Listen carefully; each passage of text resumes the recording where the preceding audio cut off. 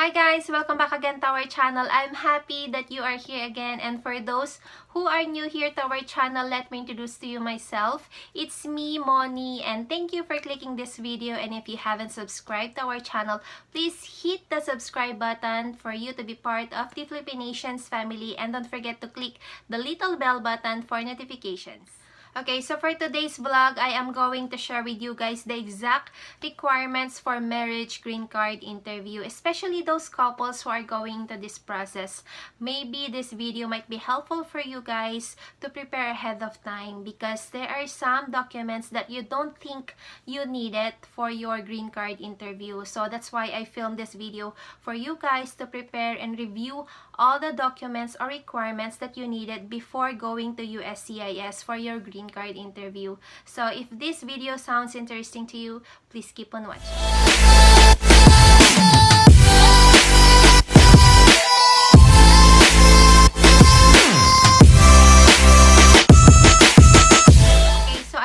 Here the letter that the USCIS sent it to me when they scheduled my green card interview. So in this letter, guys, it has all the requirements that you are going to prepare for your green card interview. So I am going to share it with you guys for you to have an idea on what to prepare in advance. So I'm going to post the letter somewhere right here and read it at the same time with you. Okay, so in this letter, it says here, request for applicant to appear for initial interview. It has notice date, December 3, 2019. This was the date when they sent this letter to me. It has case type, Form I-485, application to register permanent residence or adjust status. It has my alien number, receipt number, receive date. This was the date when I filed my adjustment of status. This was September 12, 2018. Priority date and page. And then it has my name and my address. Okay, and then it says here, you are hereby notified to appear for the interview appointment as scheduled below for the completion of your application to register permanent residence or adjust status, Form I-485, and any supporting applications or petitions. Failure to appear for this interview and or failure to bring the below listed items will result in the denial of your application. Who should come with you? If your eligibility is based on your marriage, your husband or wife must come with you to the interview. Okay, so for my eligibility is based on marriage. So my husband was with me during my interview.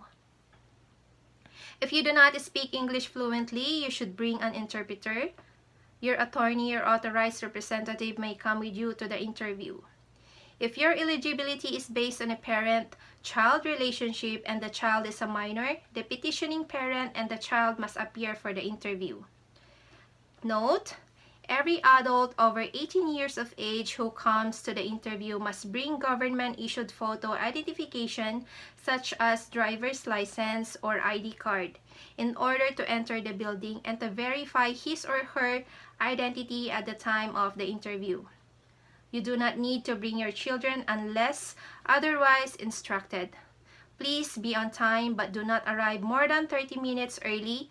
We may record or videotape your interview. You must bring the following items with you. Please use as a checklist to prepare for your interview. This interview notice and your government issued photo identification. Okay, so for government photo identification, I brought with me my state ID. So as much as possible after getting married, apply for state ID or social security ID or your driver's license, because all those IDs, you can use those as a proof that you carry your husband's last name.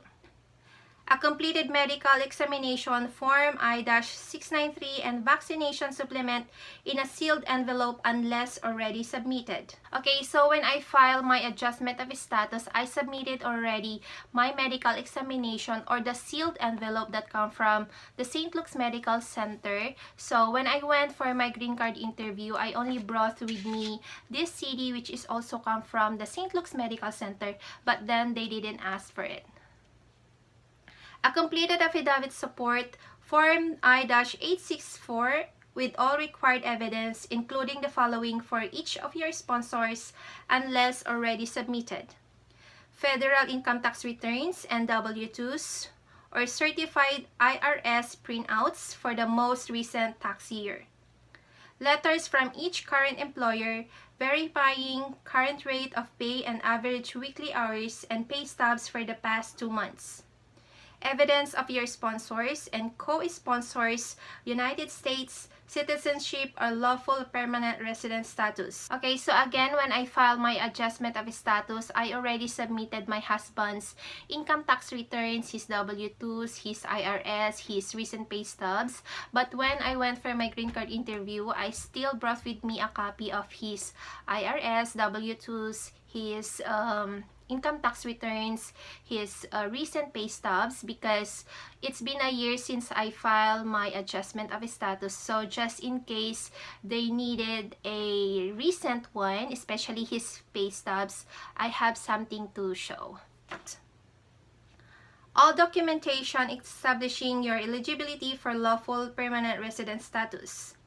Any immigration-related documentation ever issued to you, including any employment authorization document, EAD, and any authorization for advance parole, Form I-512.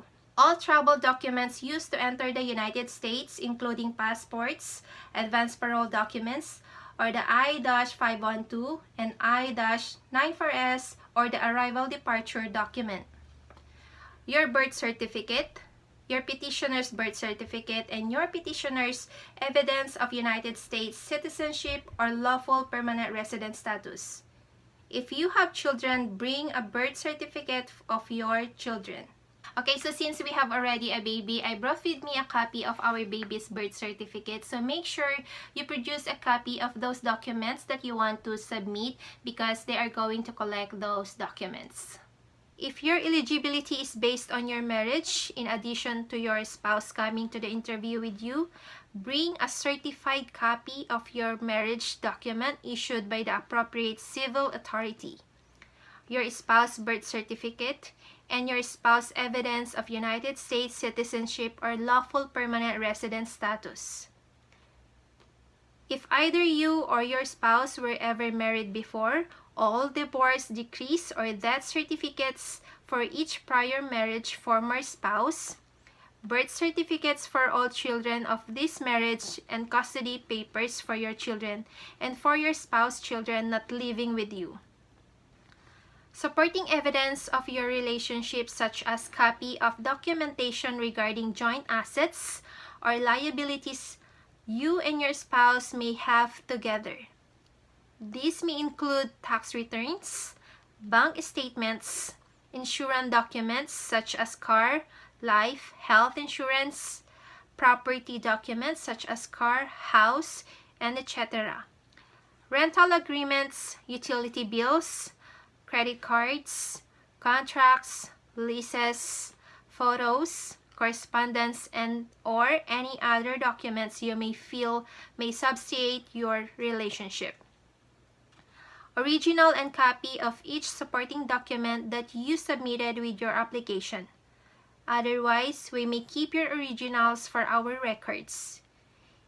If you have ever been arrested, bring the related police report and the original or certified final court disposition for each arrest, even if the charges have been dismissed or expunged. If no court record is available, bring a letter from the court with the jurisdiction indicating this. A certified English translation for each foreign language document.